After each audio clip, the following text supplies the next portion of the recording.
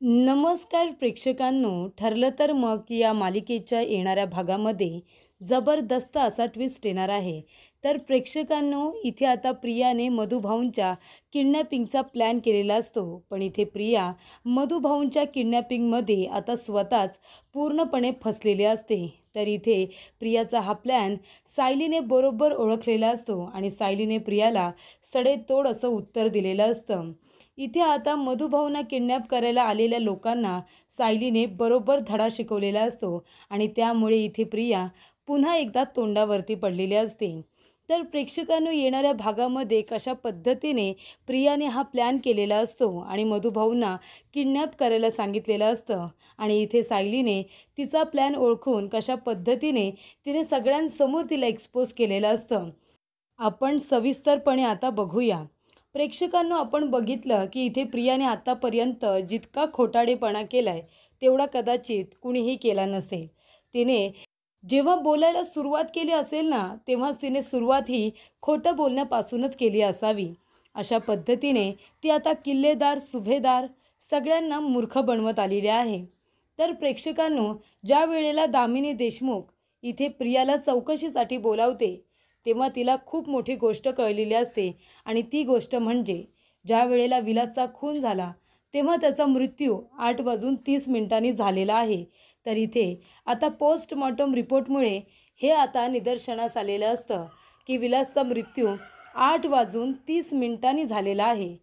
पण मग जर त्याचा मृत्यू 8:30 झाला आहे, तर इथे आता विलासच्या मोबाईलवरून पोलिसांना मेसेज हा त्याच्या मृत्यूनंतर कसा काय गेला असावा, असा प्रश्न निर्माण झालेला आहे. तेव्हा इथे ही गोष्ट जशी दामिनी देशमुखच्या लक्षात आली तशीच ती अर्जुनच्याही लक्षात आलीच ना. अर्जुनला बरोबर कळलेलं असतं. अर्जुन म्हणतो की याचा अर्थ विलासचा मृत्यू त्याचं टायमिंग आहे 8:30.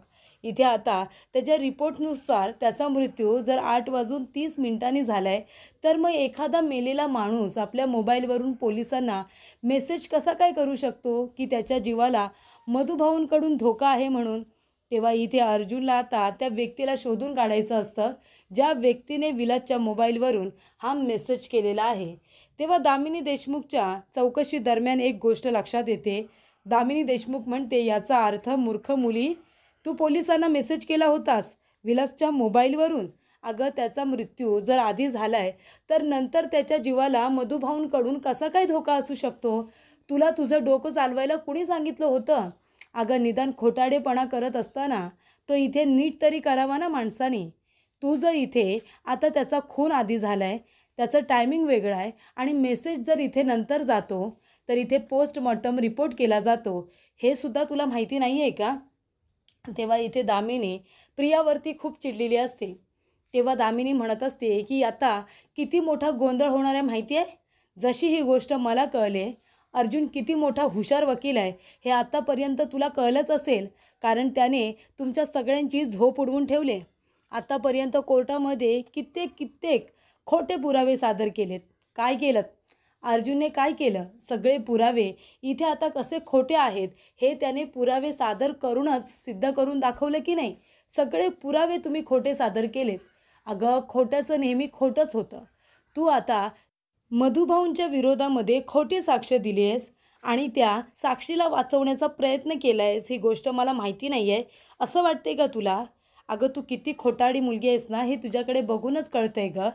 म्हणजे ज्या मधुभाऊंनी तुला लहानाचं मोठं केलं, आश्रमामध्ये तुला वाढवलं, 2 वेळचं अन्न खायला दिलं, त्यांनी तुला शिक्षण पाणी दिलं आणि अशा मधुभाऊंना तू एका खुनाच्या आरोपाखाली जेलमध्ये पाठवलंस ना, तिथेच तुझी लायकी माझ्या लक्षात आली आहे.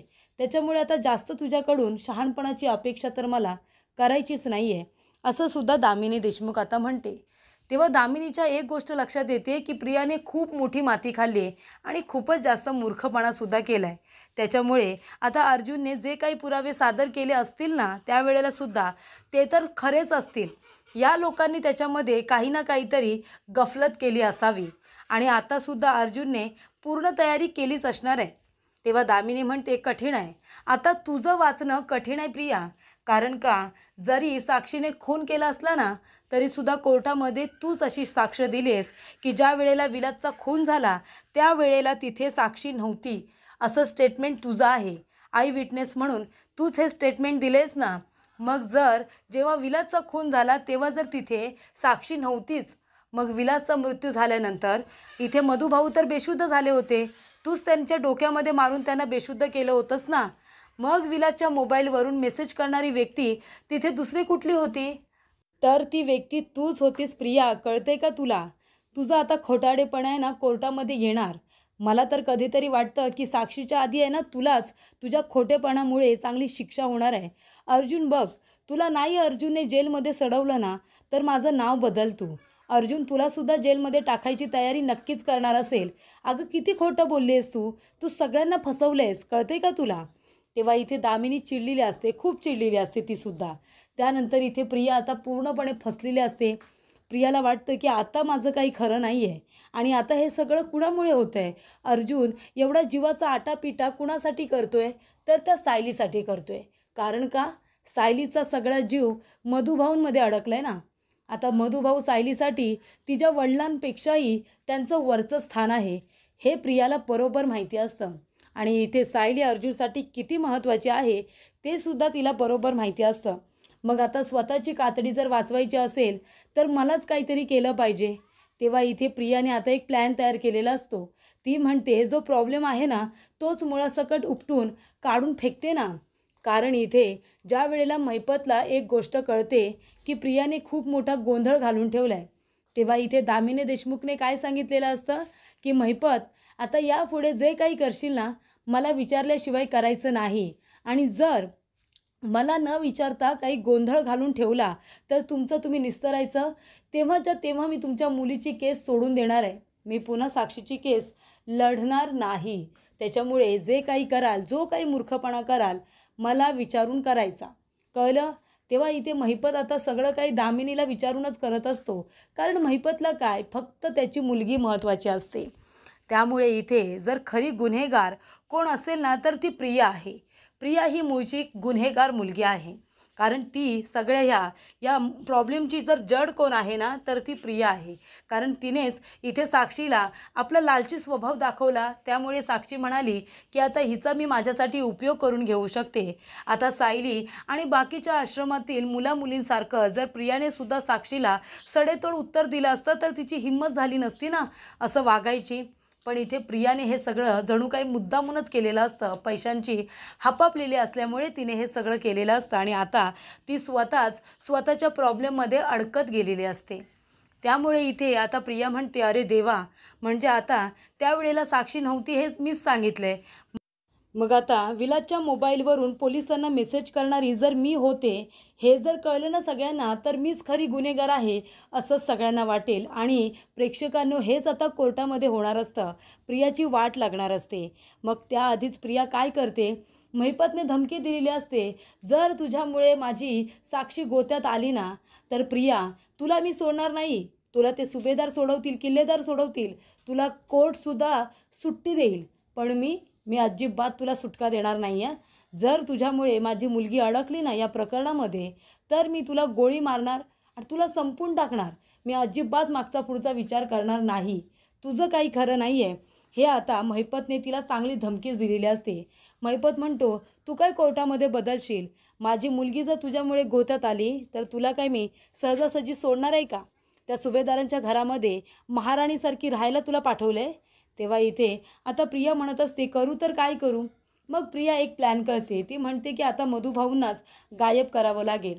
मधुभाऊ जर गेले तर कदाचित मी सुद्धा जिवंत राहीन आणि ती साक्षीसुद्धा या सगळ्या प्रॉब्लेममधून बाहेर पडेल आणि मग अर्जुन सायलीसुद्धा गप्प होतील.